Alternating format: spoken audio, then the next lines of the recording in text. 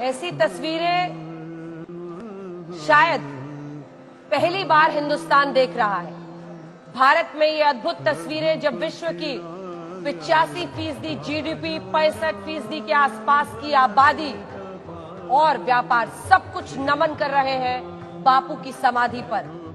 ना भारत ने शायद ऐसी तस्वीर देखी हो बापू की समाधि के इर्द गिर्द इतने राष्ट्राध्यक्ष एक साथ, और ना ही G20 के किसी समिट में इस तरह का भव्य नजारा दिखा हो जब सभी वहां पर एक साथ इस तरह से नमन करते हुए, श्रद्धांजलि देते हुए बापू को पहुंचे हो। ये खास इंतजाम प्रधानमंत्री नरेंद्र मोदी आगे बढ़ते हुए, ऋषि सुनक उनके आगे हैं, जो बाइडेन के साथ पीएम बढ़ते हुए, एक भावुक लम्हा अगर हम देखें तो इसी के साथ भारत की नैतिकता, उसकी सोच, उसके विचार को नमन करता हुआ पूरा विश्व नजर आ रहा है। ऐसा नजारा काटजू साहब शायद भारत ने पहले नहीं देखा था, ना G20 ने देखा, ना G20 ने, ना भारत ने, और अगर आप इजाजत दें मुझे तो ना ही ऐसा नजारा गांधी जी की, बापू की समाधि ने देखा। ये अद्भुत है और ये चित्र जो है ये तो हमें सब जगह रखना चाहिए।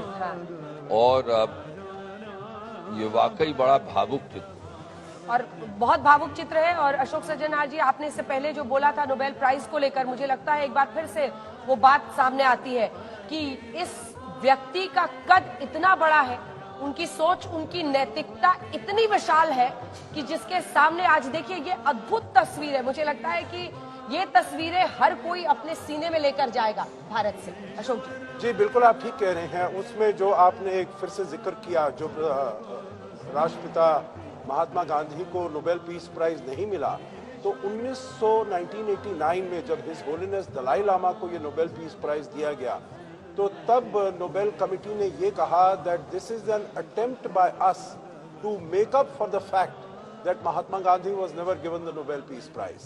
तो वो इसका प्रयास कर रहे हैं जो हम किसी तरीके से इसको, जो हमसे गलती हुई है उसको हम सुधारें, और इसमें उन्होंने बहुत किया है। बहुत से ऐसे, जैसे हमने बात की है, ऑंग सान सू की को भी नोबेल पीस प्राइज मिला 1993 में, नेल्सन मंडेला को 1991 में, मार्टिन लूथर किंग जूनियर को 1964 में।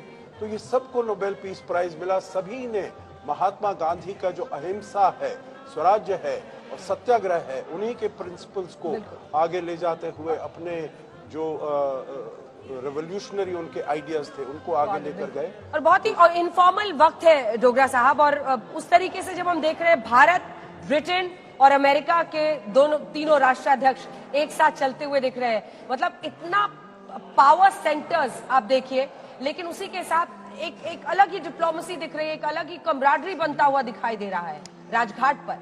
देखिए ऐसे ही दृश्य जो हैं वो हमेशा याद रहते हैं लीडर्स को भी, क्योंकि एक इनफॉर्मेलिटी इसमें डेवलप होती है और एक फ्रेंडशिप डेवलप होती है।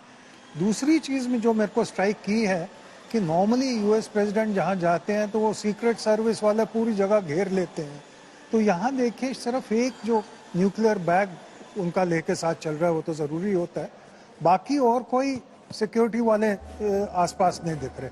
तो ये भी एक भारत का संकेत था कि भाई आपकी सिक्योरिटी हम पे छोड़ दीजिए, आप उसकी चिंता ना कीजिए, हम काफी सक्षम हैं।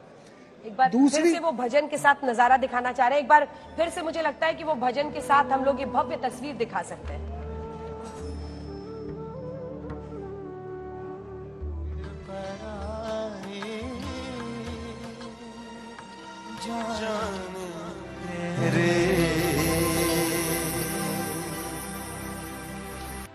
वैष्णव जन तो तेने कहिए जे, पीड़ पराई जाने रे। वैष्णव जन तो तेने कहिए जे, पीड़ पराई जाने रे। पर दुखे उपकार करे तो, पर दुखे उपकार करे तो है मन अभिमान ना जाने रे। वैष्णव जन तो तेरे कहिए जे पीर पराई जाने रे।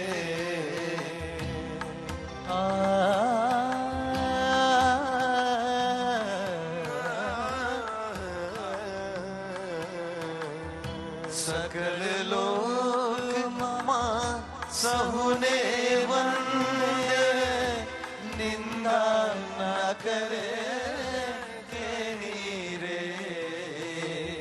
सकल लोक मां पर राष्ट्राध्यक्षों की तस्वीरें हमने आपको दिखाई, सबने एक साथ मिलकर, और अलग अलग धर्म की बात आप कर रहे थे काजू साहब की, जैसे इंडोनेशिया है, ओमान है, इस्लामिक कंट्रीज है, नाइजीरिया है, Indonesia one of the highest populated Islamic countries, लेकिन उनके भी राष्ट्राध्यक्ष, हालांकि आपने पॉइंट आउट किया और सही है, सऊदी अरेबिया से मोहम्मद बिन सलमान यहाँ नहीं आए क्योंकि वो उनका अपना जो धर्म का है, लेकिन सब ने नमन किया है आज बापू की समाधि पर।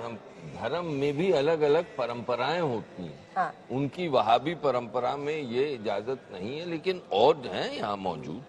जैसे आपने कहा इंडोनेशिया, ओमान, नाइजीरिया, तो ये मुझे बड़ा एक सिग्निफिकेंट लगता है।